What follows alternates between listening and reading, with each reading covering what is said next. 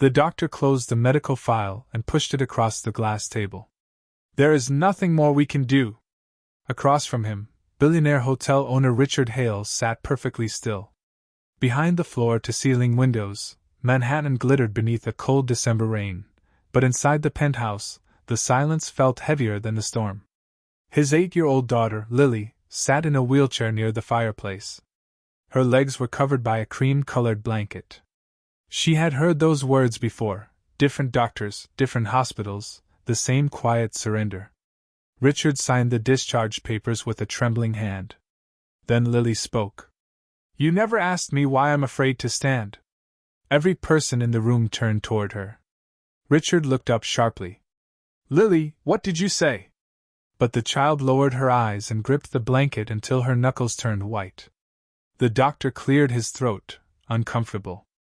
"Fear can be part of long-term immobility, Mr. Hale, but her condition is complicated." Richard's expression hardened.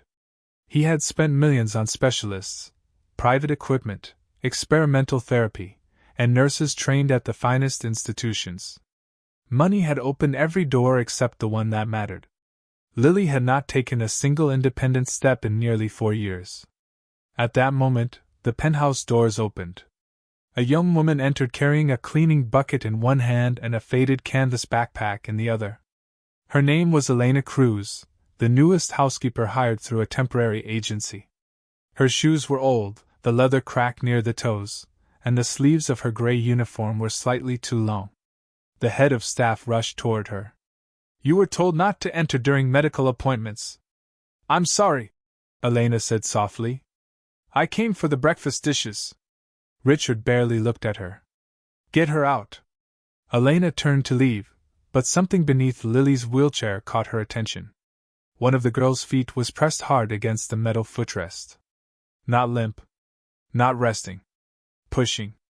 Elena froze. Lily noticed. For one brief second, their eyes met. The head of staff grabbed Elena's arm. "Move!" "Wait!" Elena whispered. Richard stood. "You're dismissed." Elena's face lost its color. She needed this job. Her overdue rent notice was folded inside her backpack beside an old, red-covered children's book whose corners had been worn nearly round. She had skipped breakfast for 3 days to afford the bus fare to work. Still, she did not leave. She slowly set down the bucket. The doctor frowned. "What exactly are you doing?" Elena walked toward Lily, stopping several feet away so she would not frighten her. Then she knelt on the polished marble floor. "I won't touch you," she said. Lily stared at her. Elena removed one of her own worn shoes and placed it in the empty space between them. Richard's voice sharpened. "Security is on the way." But Elena kept her eyes on the child. "My little brother used to hide his strength too," she said. "Not because he couldn't move. Because moving reminded him of the day everything changed." Lily's breath caught. Her foot pressed harder against the wheelchair. Elena saw it clearly now. So did the doctor. The metal footrest gave a faint squeak beneath the pressure. Elena stood and stepped backward. Then she said the words that made Richard forget about security, the doctor forget his diagnosis, and the entire room hold its breath. "Lily, I know you can stand." Elena did not wait for Richard Hale to answer. The moment she saw 2 security guards enter the penthouse, she slipped her worn shoe back on, picked up her bucket, and walked toward the service hallway without looking behind her. She had learned long ago that poor people were rarely allowed to explain themselves inside rich homes. By the time she reached the staff elevator, her hands were shaking. "You've worked here less than a day," the head of staff said coldly. "How did you manage to get fired before lunch?" Elena stared at the glowing elevator numbers. "I saw something." "You saw a child in a wheelchair. That doesn't make you a doctor." The elevator doors opened, and Elena stepped inside alone.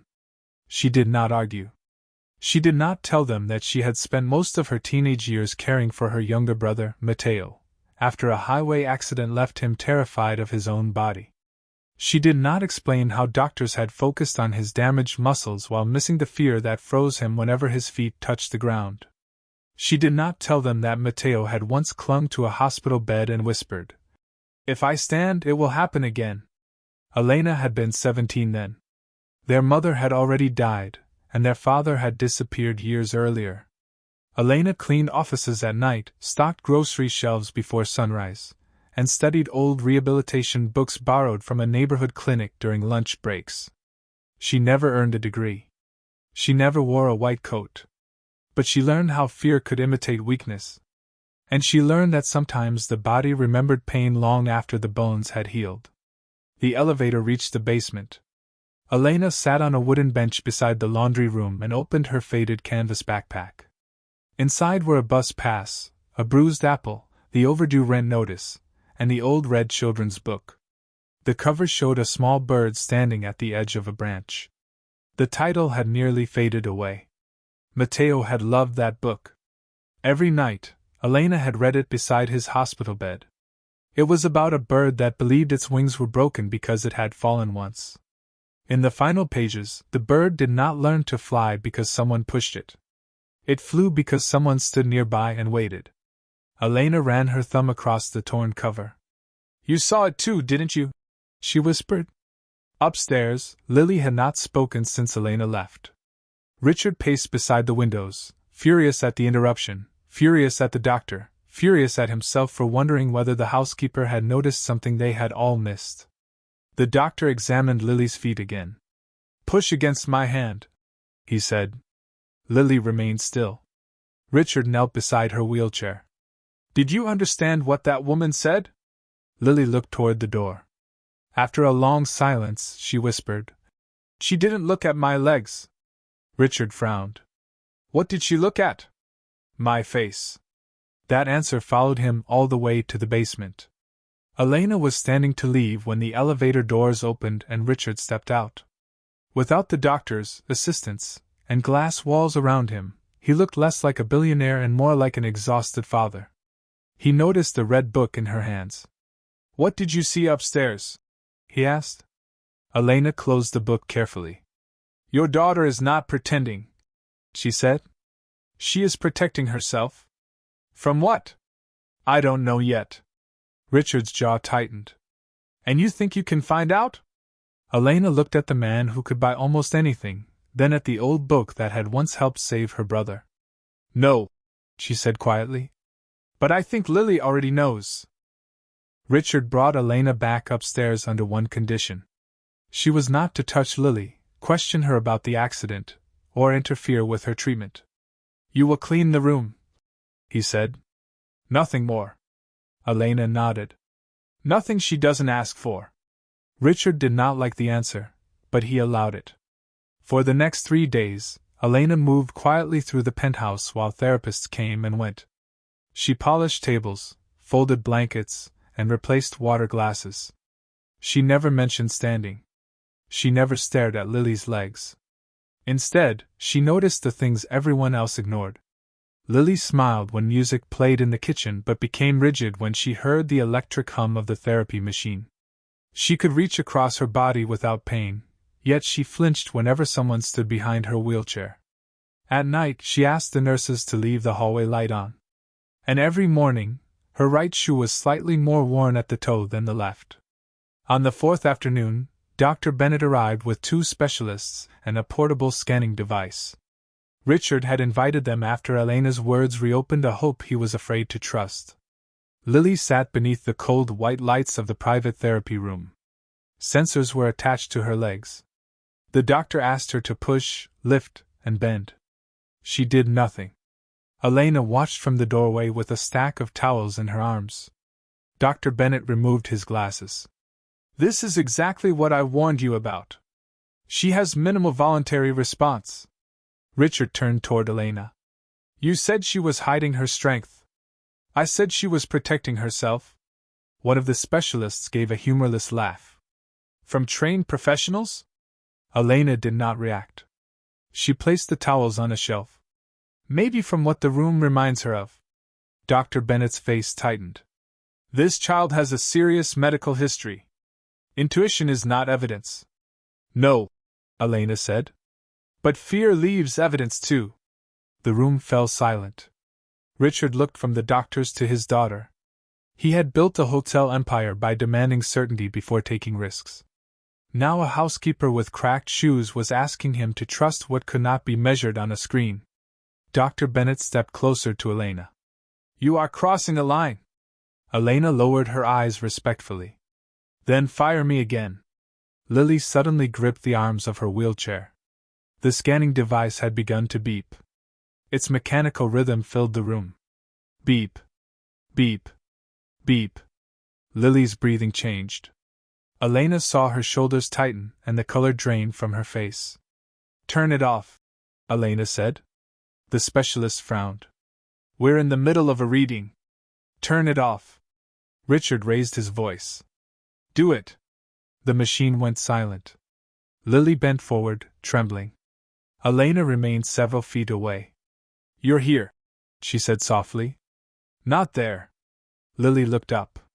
A tear rolled down her cheek. Dr. Bennett stared at the child, then at the silent machine. Richard knelt beside his daughter. "Where did that sound take you?" Lily shook her head violently.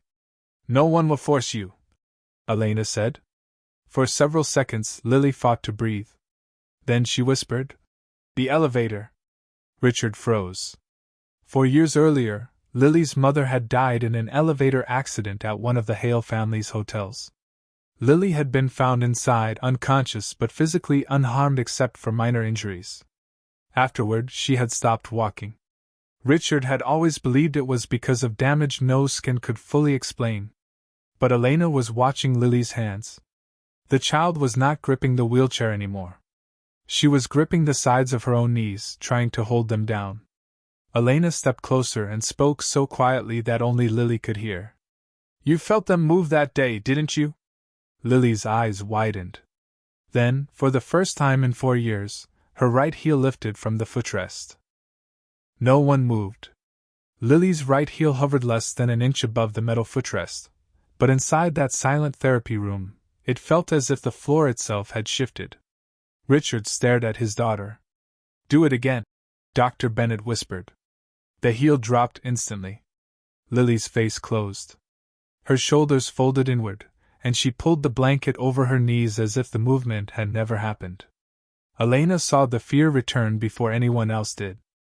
"Everyone needs to leave," she said. The specialists looked offended. Richard hesitated. "Including me?" Elena turned toward him. "Especially you." The words struck harder than she intended, but Lily's eyes had already moved toward her father. There was love in them, but also something heavier, something built from years of watching him wait for a miracle.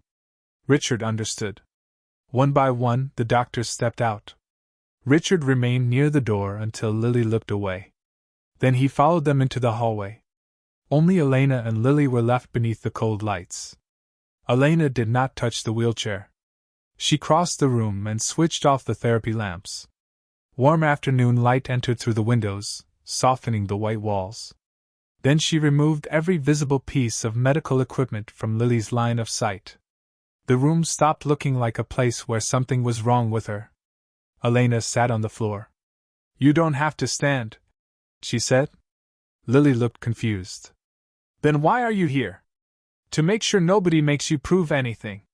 For a long moment neither spoke. Then Elena placed the old red book on the floor between them. Lily stared at the faded bird on its cover. "My brother hated standing too," Elena said. "People kept telling him to be brave. He thought brave meant not being scared." "What does it mean?" "Being scared, and still choosing one small thing." Elena opened the book, but she did not read. Instead, she slid it just beyond Lily's reach. Lily frowned.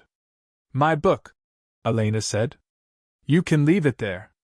Outside the glass door, Richard and the doctors watched through a narrow opening. Richard's hand rested against the wall. He looked as though he had forgotten how to breathe. Lily leaned forward.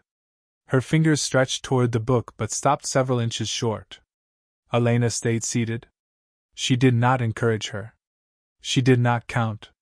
She did not say the words everyone had repeated for 4 years.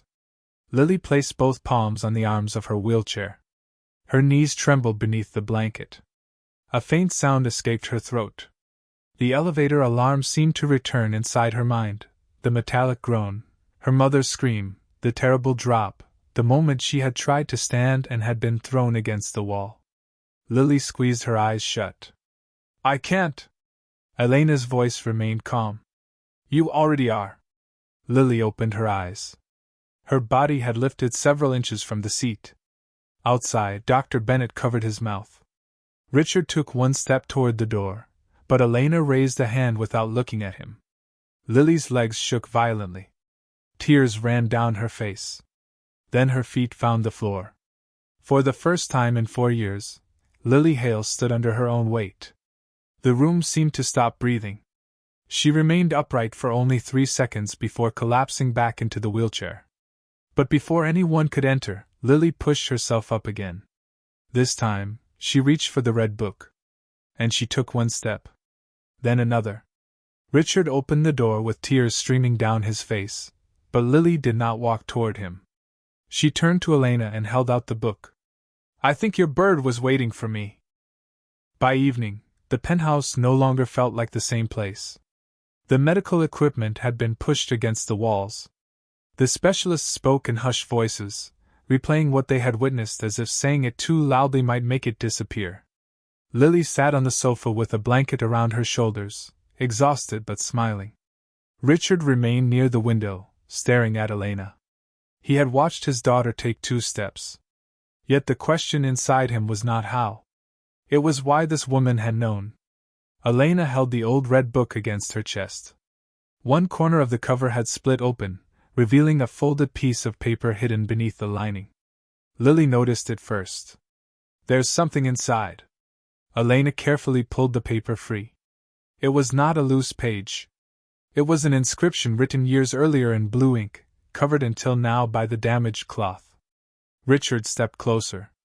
Elena read the words silently, and all the color left her face. For the child who is afraid to try again, never push her toward courage. Sit beside her until courage finds her. Below the message were 2 initials. CH. Richard took the book from Elena with trembling hands. He recognized the handwriting immediately. My wife wrote this. The room became utterly still. Elena looked toward the framed photograph on the mantel, a woman with kind eyes standing beside a much younger Lily. 14 years earlier, when Elena had been 17 and Matteo lay silent in a public rehabilitation ward, a volunteer had visited every Thursday. She wore no expensive jewelry and never mentioned her last name. She brought sandwiches, washed paintbrushes, and read stories to children whose families could not always come. One night, Matteo had thrown his therapy shoes across the room and refused to move. The volunteer had not scolded him. She simply sat on the floor and opened the red book. When Matteo finally asked why she was not telling him to stand, the woman smiled. Because frightened people don't need an audience. They need company. Weeks later, Matteo took his first step toward that book. Before leaving the hospital for the last time, the volunteer gave it to Elena. Elena had never known her full name. Not until now. That was your wife, Elena whispered. Richard lowered himself into a chair. For years, he had believed Caroline's final legacy was a hotel foundation bearing her name. He had never known about the quiet afternoons she spent in overcrowded hospital rooms, helping children nobody photographed. Lily reached for the book. Mom helped your brother? Elena nodded through tears. She helped both of us. Richard looked at his daughter, then at Elena's cracked shoes and faded uniform. The woman he had nearly thrown out of his home had carried Caroline's kindness back through the same doors. Dr. Bennett quietly approached them. Lily will still need time, he said. Today was a beginning, not an ending. Elena agreed. She understood that miracles were rarely a single perfect moment. They were fragile choices, repeated every morning. Lily opened the book to its final page. Did the bird fall again? Yes, Elena said. What happened then? Elena smiled. Someone stayed. 6 months later, the grand ballroom of the Hale Meridian Hotel was filled with hundreds of people. Investors, doctors, reporters, and wealthy guests sat beneath crystal chandeliers, waiting for Richard Hale to announce the expansion of his international hotel empire. Cameras faced the stage. A massive screen displayed the company's gold logo. But Richard never mentioned a new hotel. Instead, he walked to the microphone holding an old red children's book. "Most of my life," he began, "I believed success meant having the power to solve every problem." The ballroom grew quiet. "I was wrong." At the side of the stage, Elena stood in a simple navy dress. She looked uncomfortable beneath the bright lights, as though she still expected someone to tell her she did not belong there. Beside her stood Lily. Not in a wheelchair. She wore small white shoes and held a silver cane for balance. Her steps were still slow. Some mornings were easier than others, and she continued to work with doctors and therapists who now treated her fear with the same seriousness as her physical recovery. There had been setbacks. There had been days when she could not leave her bed. But no one forced her anymore.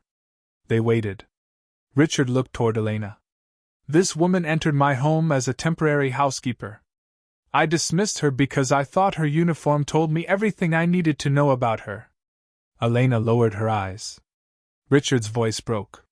"She gave my daughter back something money could not buy, the right to feel safe."